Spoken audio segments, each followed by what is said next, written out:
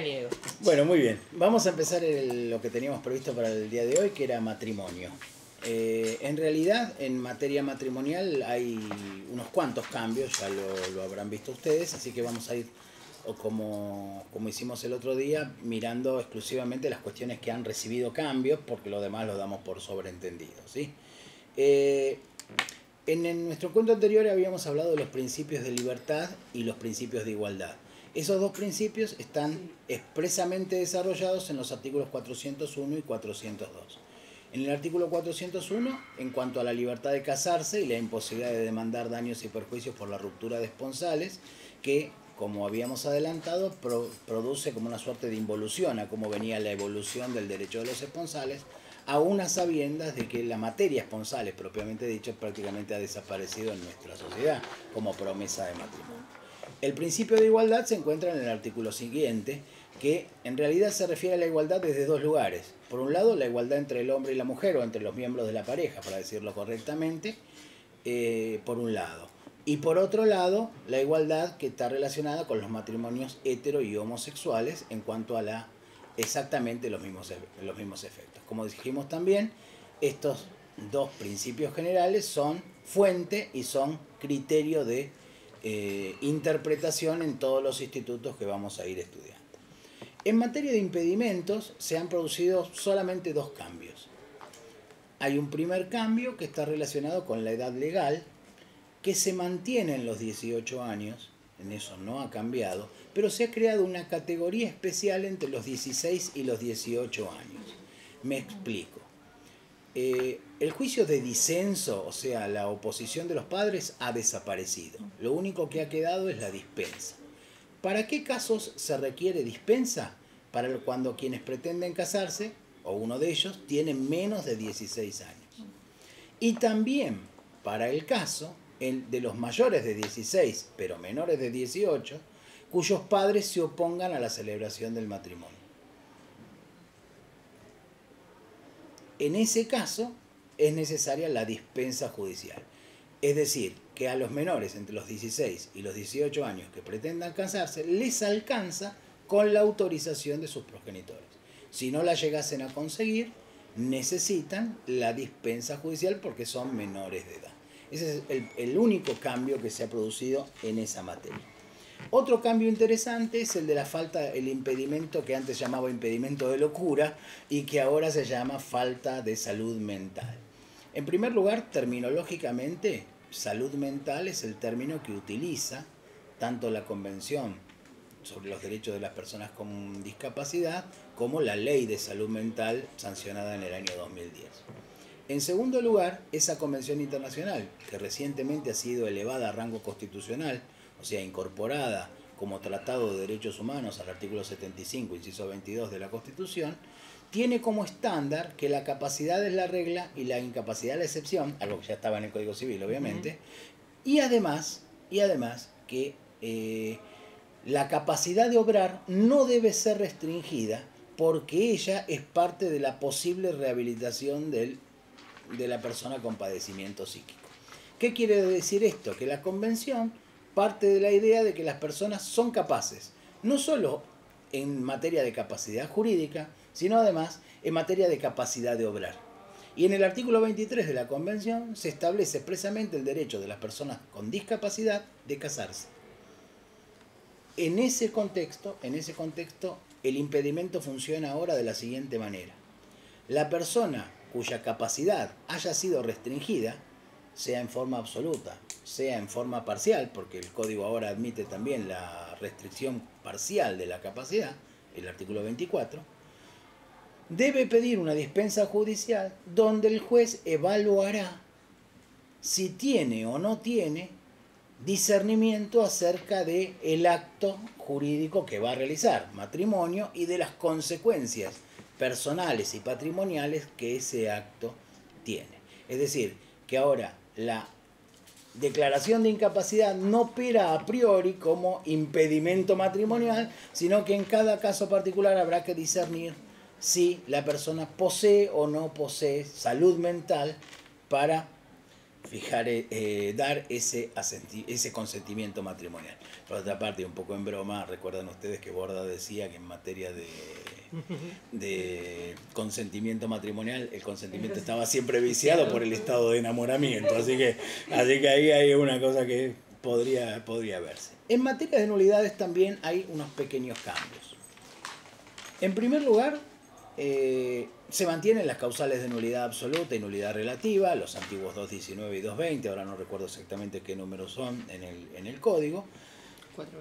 425 y 424 para la nulidad absoluta y 425 para la nulidad relativa. En materia de nulidad relativa hay unos pequeños cambios.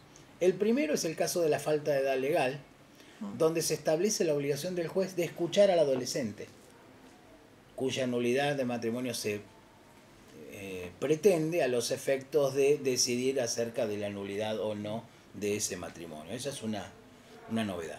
La segunda es que en caso de falta de salud mental, si ambos cónyuges desconocían la falta de salud mental de uno de ellos, ambos están legitimados para pedir la nulidad, lo cual es una diferencia con el régimen anterior, porque en las nulidades relativas había una legitimación activa que era cerrada. ¿Sí?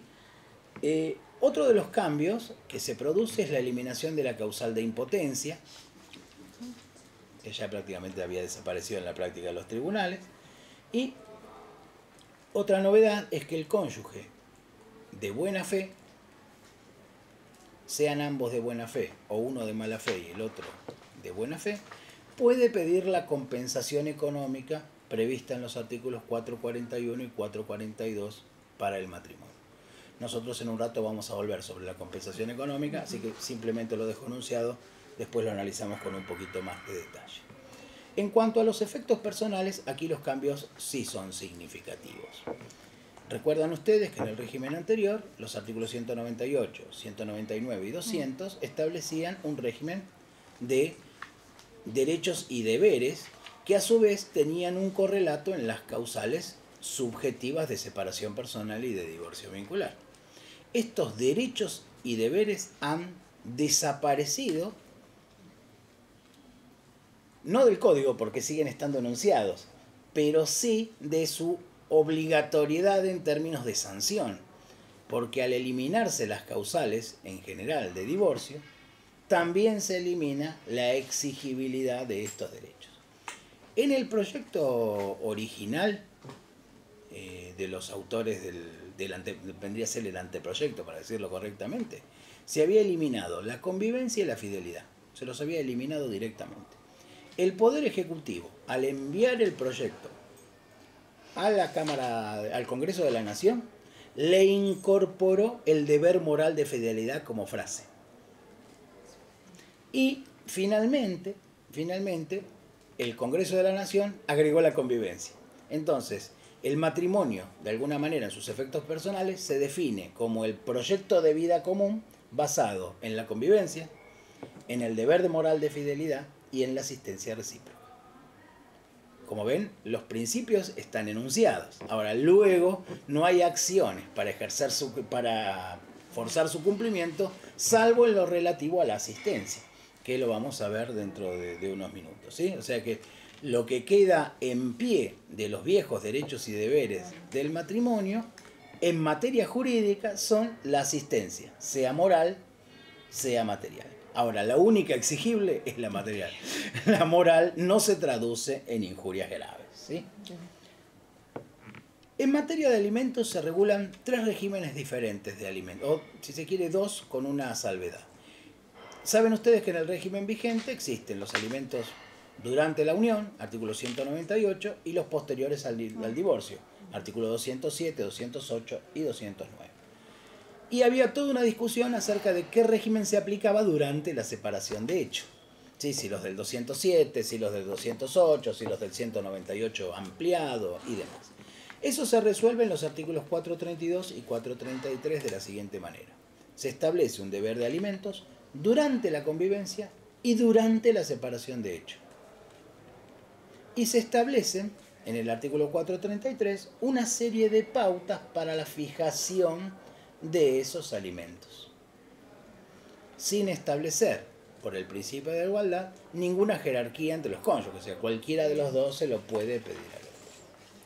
Estos son, en definitiva, derivaciones del deber de solidaridad, por un lado, y del deber de ayuda mutua o de responsabilidad. Para después del divorcio rige el artículo 434 y aquí sí hay importantes modificaciones relacionadas con la desaparición en algún punto de la idea de culpa. ¿Por qué? Porque, en primer lugar, si hay convenio regulador, del que vamos a hablar dentro de un rato en el proceso de divorcio, regirá el convenio regulador y no se aplicará este artículo 434. Pero a falta de convenio regulador, uno de los cónyuges puede demandar al otro, después del divorcio, por alimentos. Pero solo en dos supuestos. Solo en dos supuestos. ¿Cuáles son esos dos supuestos? Enfermedad grave preexistente al divorcio, que le impida autosustentarse. El antiguo artículo 208, ¿recuerdan? De los alimentos al cónyuge enfermo. Pero más ampliado. Pero más ampliado. ¿Por qué? No es cualquier enfermedad. Claro, primero es cualquier enfermedad. Segundo es que además de ser cualquier enfermedad, no depende de la declaración. No depende ni ninguna declaración de insania ni nada que se le parezca. No está relacionado con que se sancione el divorcio con determinadas características. Y además, en el régimen anterior se establecía una carga de la sucesión del alimentante. Ahora se ha modificado de una manera completamente diferente. Dice, se transmite a sus herederos. O sea, ya se dejó de ser una carga de la sucesión para dejar de ser deudas del causante que nacen después de la muerte del causante, lo cual es un disparate, porque si son cargas, no son deudas del causante que nacen después de la muerte del causante. Sin embargo, se establece esta obligación de los herederos del causante de continuar pasándole alimentos a aquel cónyuge que esté enfermo por una enfermedad preexistente al divorcio. El otro supuesto es la falta de recursos propios y la imposibilidad razonable de procurárselos. O sea, los que hoy conocemos como de toda necesidad del artículo 209. No pueden durar más que el tiempo que duró el matrimonio. Esta es una limitación interesante. ¿Sí? Y se pierden si el cónyuge que los reclama percibe la compensación económica, de la cual vamos a hablar dentro de un ratito, que es el desequilibrio manifiesto y demás. O sea que los alimentos han quedado muy restringidos a dos supuestos, o la imposibilidad de procurárselos o la enfermedad grave y preexistente al divorcio.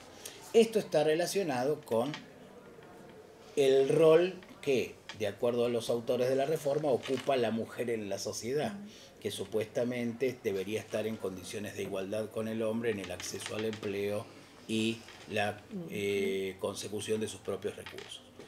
Todos sabemos que, si bien esto está enunciado tanto en los tratados como en todas nuestras leyes, y lo estaba antes de la reforma, lo cierto es que esto no sucede en la vida diaria, donde hay todavía esas diferencias. Sin embargo, el Código soslaya esa situación y las da como consentada que existe esa igualdad. En cuanto a las pautas para la fijación de alimentos, el artículo 434 remite al 433 y básicamente las pautas son la edad y el estado de salud de los cónyuges, la capacitación laboral, la posibilidad de acceso al empleo, porque uno puede estar capacitado laboralmente pero tener una edad que le impide acceder al empleo eventualmente, y la colaboración en las actividades mercantiles del otro cónyuge. Sí, esto está relacionado porque en muchas ocasiones uno de los cónyuges tiene un negocio, el otro ha ayudado mucho en ese negocio, pero no puede desempeñarse en ningún otro lado. En cuanto al cese de los alimentos, bueno, por un lado está el vencimiento del plazo. Si el matrimonio duró 3 años, los alimentos nunca pueden durar más de 3 años. Pero además se establecen el cambio en las circunstancias que llevaron a su fijación. Ya tenía una imposibilidad parcial de procurárselos y ahora logró esa capacidad plena. O que cualquiera de los cónyuges o contraiga nuevo matrimonio o ingrese en una unión convivencial. ¿Sí? Después vamos a ver que eso tiene también sus bemoles. ¿Sí? Agrega el código las causales de indignidad previstas en el 2281. Saben ustedes que se eliminó la desheredación, pero se mantiene las causales de indignidad. En cuanto al divorcio, aquí el código lo hemos hablado en nuestro encuentro anterior, transita una línea que es discutible desde su perspectiva filosófica. Se dice que el código intenta ser el código de las familias y las diferentes elecciones. Sin embargo, por ejemplo, se elimina la separación personal. Esto es, dejando sin opción a aquellas personas que tal vez querían elegir la separación personal porque no querían recurrir al divorcio vincular por razones relativas a su fe católica. Sin embargo, lo que dicen los autores de la Reforma en cuanto a este punto en particular es que prácticamente no había separaciones personales en la práctica de nuestros tribunales, por lo tanto nadie la va a extrañar. En definitiva, esa será la verdad, nadie lo va a extrañar. El segundo cambio es que se eliminan todas las causales de divorcio. El divorcio pasa a ser puramente voluntario.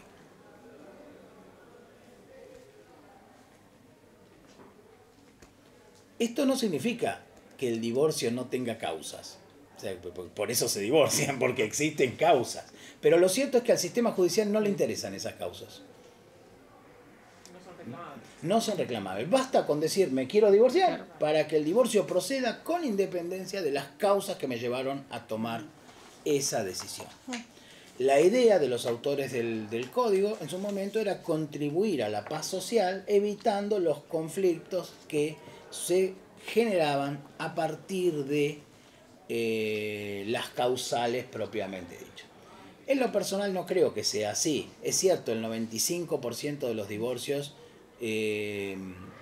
tramitaban o por presentación conjunta o por separación de hechos sin voluntad de unirse, en donde en definitiva no había grandes problemas o grandes conflictos, ¿sí? Y había un número muy pequeño de casos donde los cónyuges discutían la culpa por cuestiones más de índole personal que de ganancia propiamente dicho, pero que estas posibilidades se han eliminado del ordenamiento, ¿sí?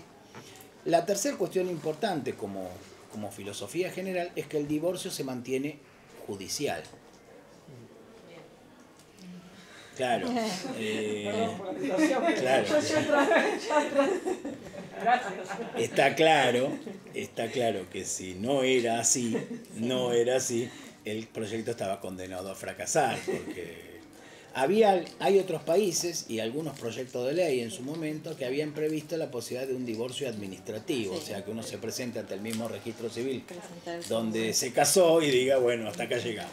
Era una posibilidad también, lo que pasa que claro, en este sentido los abogados no iban a permitir que esto pase por una cuestión de incumbencias profesionales, ¿sí?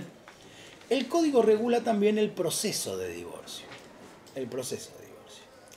Que puede ser solicitado por uno o por ambos cónyuges.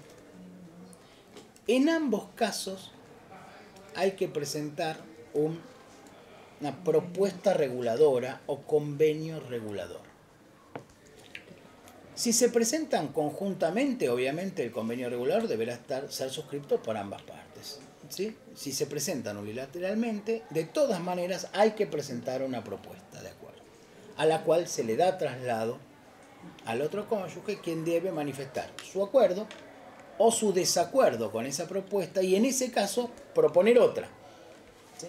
¿Puede haber un solo patrocinio en la propuesta conjunta? No dice nada el código con relación al único patrocinio, por lo tanto se van a repetir las discusiones que se dieron en la 23.515 con el antiguo 215, donde si convenía o no convenía. En mi experiencia profesional yo no recomiendo representar a los dos cónyuges porque si hay algún conflicto uno se queda sin los dos clientes. En cambio, si uno patrocina a uno y no a los dos, por lo menos tiene la posibilidad de conservar uno de los clientes. Pero en mi departamento judicial está con... Pero que se hace y hay casos donde no ha habido ningún problema y casos que sí ha habido algún problema. Así que en ese sentido se dejará al arbitrio de cada profesional cómo lo quiera hacer. No tiene una regulación específica en el código esto, ¿sí?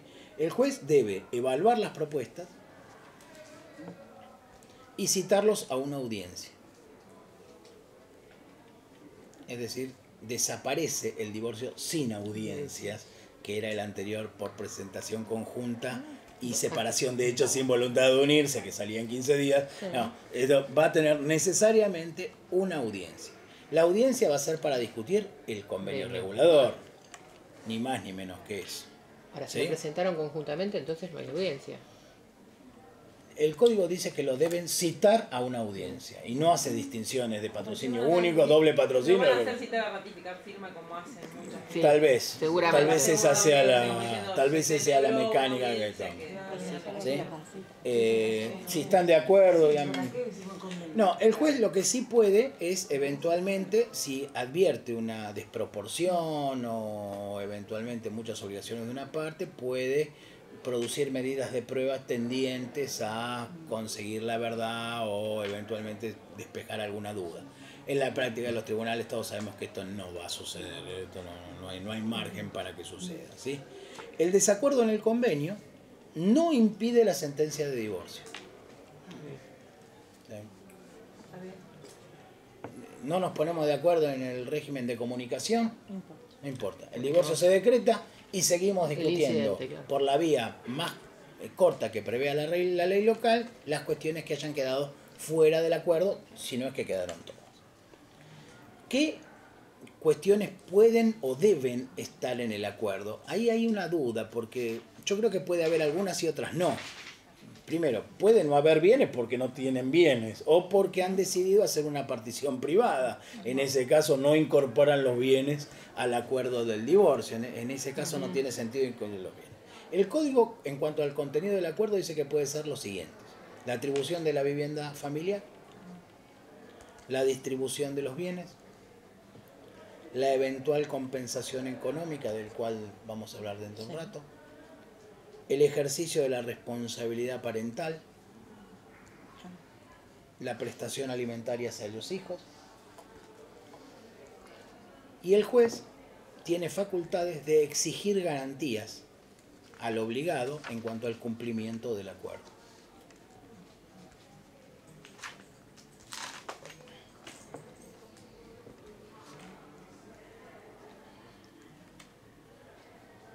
Obviamente, como era así en el ordenamiento anterior, si cambian las circunstancias que llevaron a la formulación del acuerdo, el juez las partes pueden denunciarlo y pedir eventualmente su cambio. Imaginen que acordaron una cuota de alimentos porque uno de ellos no tenía trabajo y después consiguió trabajo. Bueno, habrá que promover un incidente y hacer cesar esos alimentos acordados. En cuanto a los efectos del divorcio. Bueno, ya hemos hablado de los efectos en cuanto a los alimentos, así que no voy a volver sobre eso. Uno de los puntos más interesantes que incorpora el código es el actual artículo 441 sobre la denominada compensación económica. Esta norma ha sido traída del derecho europeo, específicamente del derecho español, y se encuentra presente en la mayoría de los países europeos. Y en Latinoamérica, uno de los países que lo tiene regulado es Chile. La norma originariamente fue prevista como una manera de compensar las malas elecciones en el régimen de bienes del matrimonio. ¿Sí? O sea, cónyuges que habían elegido, casándose jóvenes, el régimen de separación de bienes y que se separaban tiempo después y uno de ellos se había dedicado a la crianza de los hijos y no había producido bien alguno y el otro había producido muchos bienes, y en esas circunstancias se producía un gran desequilibrio entre uno y otro. La jurisprudencia europea fue creando esta compensación económica que luego pasó a los textos legales propiamente dichos. Ese texto legal es el del actual artículo 441. ¿Qué dice? En principio lo que dice es que para que proceda la compensación económica deben darse 3 requisitos. El primero, que se produzca un desequilibrio económico manifiesto, que implique un empeoramiento de su situación,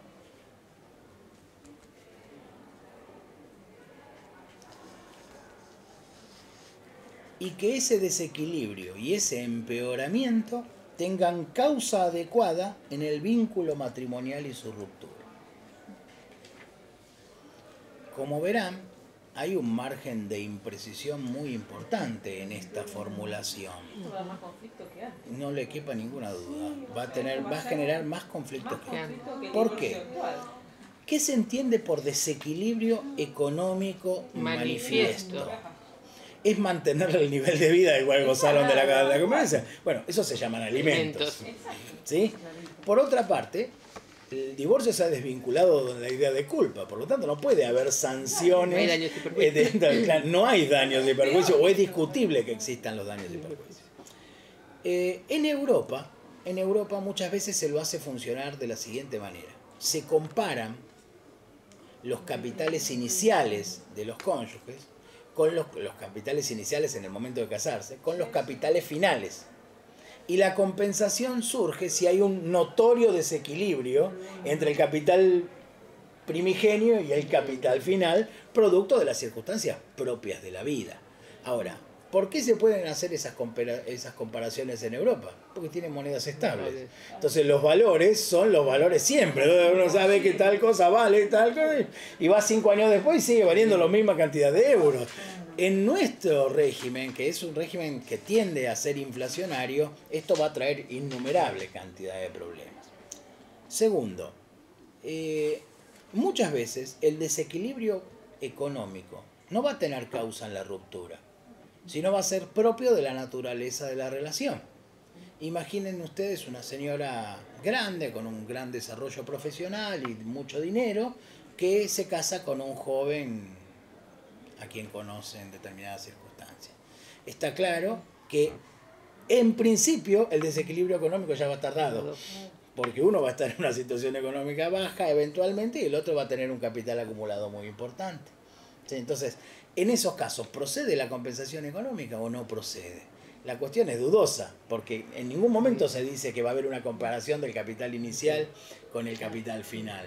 Entonces, bueno, está claro, en ese caso, ese joven muchacho estará en un desequilibrio económico manifiesto, porque tenía determinado nivel mientras estaba casado con la señora y ya no lo tiene más.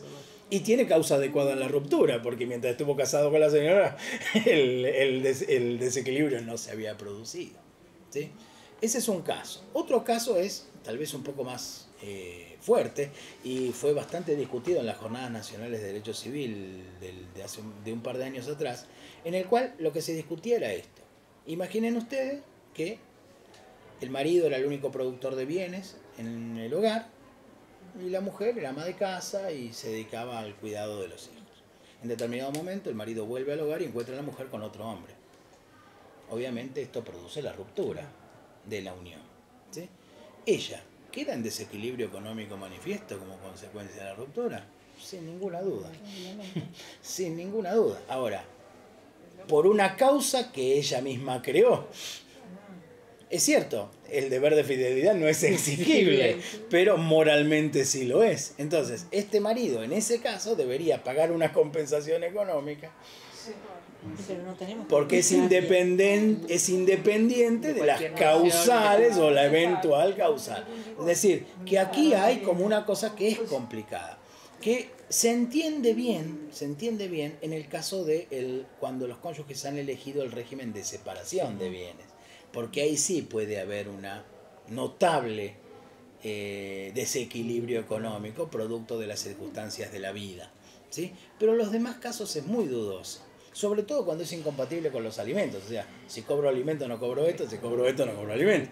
O sea, ¿qué conviene, qué no conviene, se va a reclamar o no? Yo creo que este punto en particular va a traer un montón de litigios que se evitan en el divorcio, pero que aquí van a estar más que presentes. En cuanto a las condiciones de pago, la compensación económica puede pagarse de determinadas maneras, que son 3. Mediante una prestación única, una renta por tiempo determinado, o excepcionalmente por un plazo indeterminado.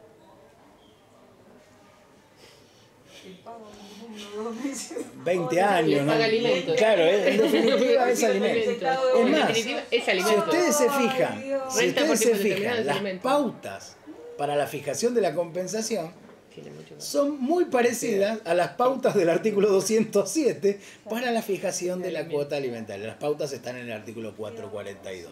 ¿Sí?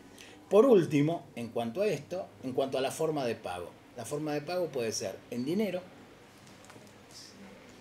puede ser en usufructo de bienes, o sea, dar algún bien en usufructo para para no pagar más, o eventualmente otra forma que las partes acuerden o decida el juez. Puede ser, por ejemplo, aportar algún bien a un fideicomiso, una cantidad de dinero a un fideicomiso y que constituir a uno como beneficiario eventualmente, como alternativas para el pago de la compensación económica, ¿sí? O sea que aquí hay como una salida tangencial hacia un régimen muy dudoso, por cierto, ¿sí? Una cosa interesante también es que el derecho a pedir esta compensación caduca a los 6 meses de decretado el divorcio. En realidad, les tengo que ser Y es sincero. caducidad. Claro, el código habla de caducidad.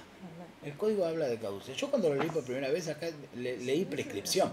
Para mí era la prescripción, porque las acciones prescriben, ¿verdad? La acción para reclamarlo prescribe. Sin embargo, en el código está redactado como caducidad. Por lo tanto, me parece que la manera correcta de decirlo es el derecho a pedir la compensación caduca, ¿sí? Con el paso de 6 meses desde la sentencia de divorcio. Lo importante es que si es caducidad no vas a tener ninguna causal de interrupción ni de Claro, suspensión. claro. 6 meses, Y son 6 meses. 6 meses necesariamente. Ahora yo pregunto, perdón. Ahora, Sí. Si nosotros 6 meses tenemos de un divorcio que estamos tramitando actualmente, Uy. ¿no? Porque esto entra en vigencia en agosto. Bien. Los Ese es, alimentos supongamos que arrancan después. ¿Bajo qué régimen van a entrar? bueno, esa es una de las críticas más fuertes que se le ha hecho al Código Civil y Comercial de la Nación. No tiene previsto derecho transitorio. Claro. No tiene previsto derecho transitorio. Es decir, las situaciones jurídicas infieri, o sea, en curso de ejecución, le serán aplicables las normas del Código Nuevo. Si me preguntan a mí, ¿qué va a pasar con los divorcios en trámite al 1 de agosto del 2016? Yo creo que los jueces lo van a convertir en el procedimiento del artículo 438, llamarán a las partes a una audiencia y darán por desestimarán. terminado el proceso.